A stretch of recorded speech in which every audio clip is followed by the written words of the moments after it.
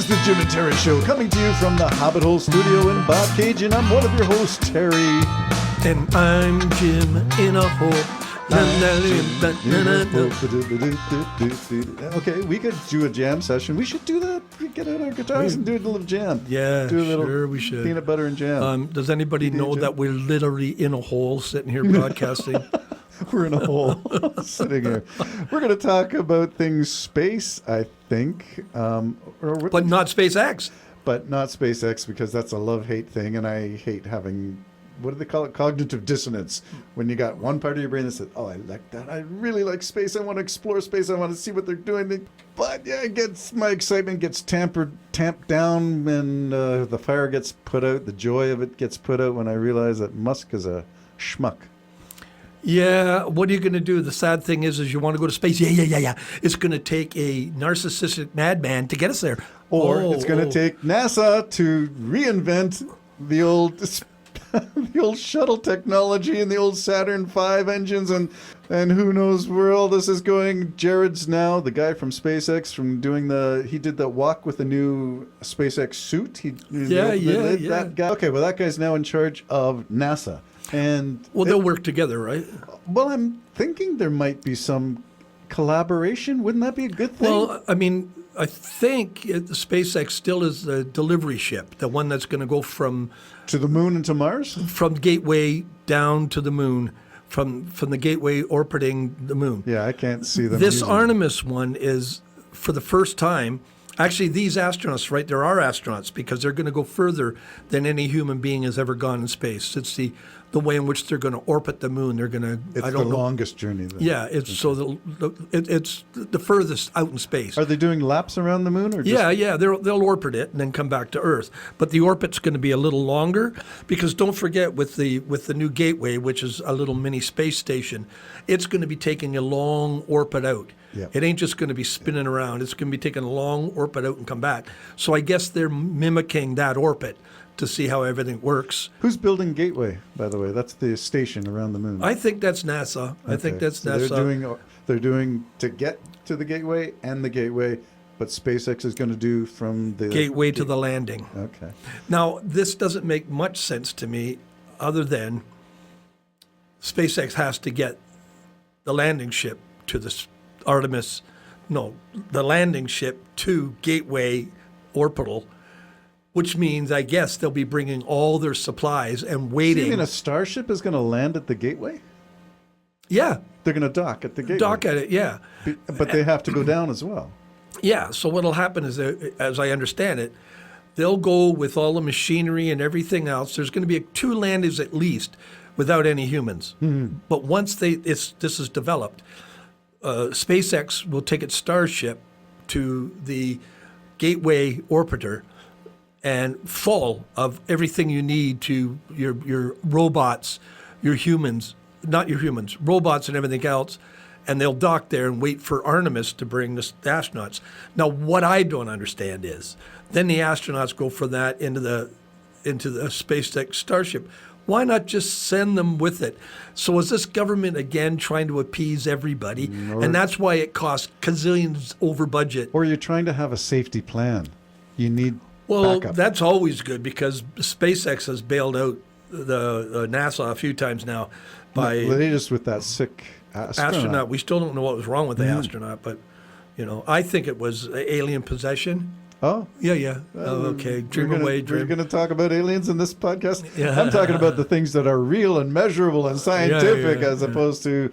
I think that blur was an alien hiding behind a rock. I'm not going to go there. Father and your father's theory that they were hiding behind the rocks in the moon landing. Well, some people still believe that. There's other people who don't believe they ever did go to the moon. Yeah, and the one thing that's amazing about all of this is that it's so incredibly complicated, more complicated than you would imagine, to land on the moon, and which makes the naysayers say, well, did the Apollo, spaceships really land on the moon? Because it's so hard. Because it's so hard. How could they do it in 1969? Yeah, and they can't do it now.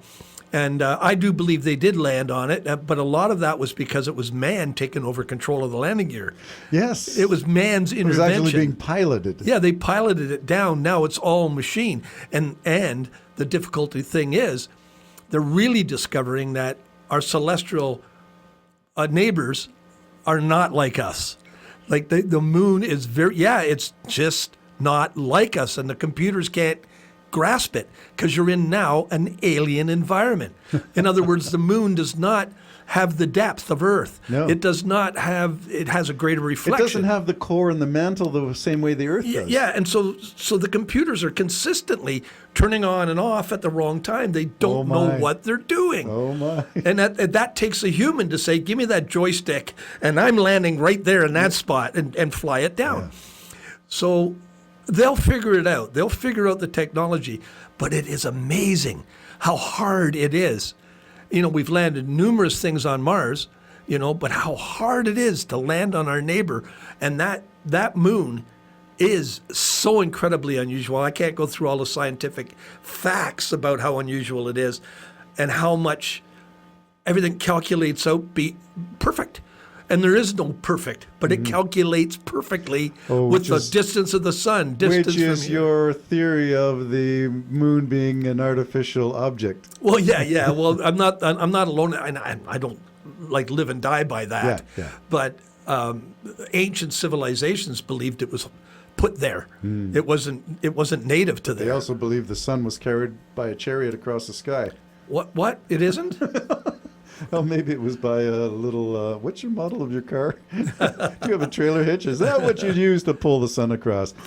All right, where were we going with this? I think we're going by the impressive thing because I did watch the rollout. And so huge. It reminded me of the Saturn and the Apollo program. It did remind me of the shuttle program. But that was the rub, the cognitive dissonance was, have we not learned to build stuff better? i.e. SpaceX. Have we not? And for that matter, what about Jeff Bezos and Virgin Space Galactic and Blue Origin? All these other alternatives. Are they not learning to do things better too? Well, they are. I think they are. Then why are we using solid boosters on this? Well, again, Artemis? government. Hey, we got these in storage. Let's use them. We need the extra. We've got this great big place to assemble rockets, but if we want to put enough fuel in, that has to be bigger.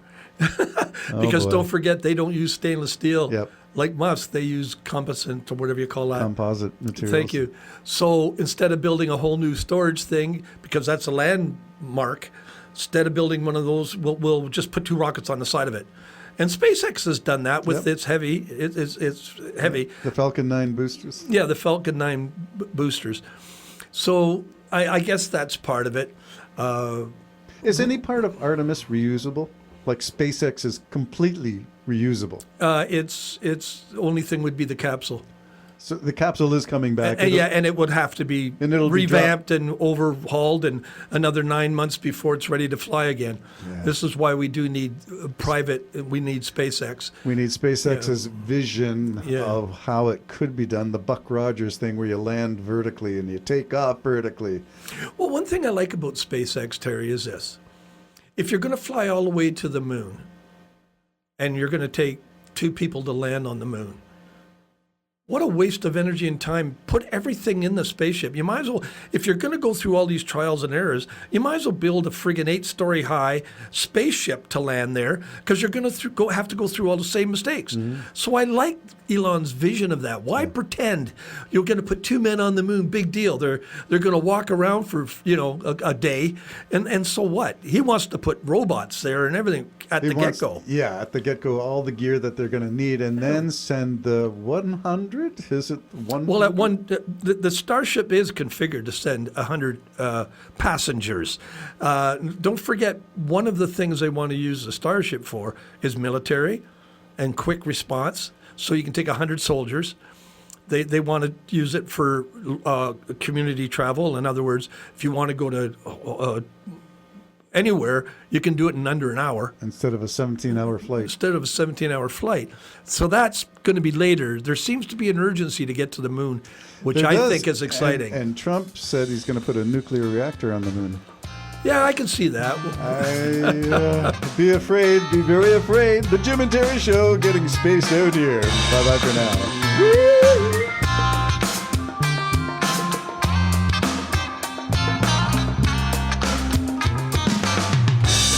It's complicated, this relationship I have with my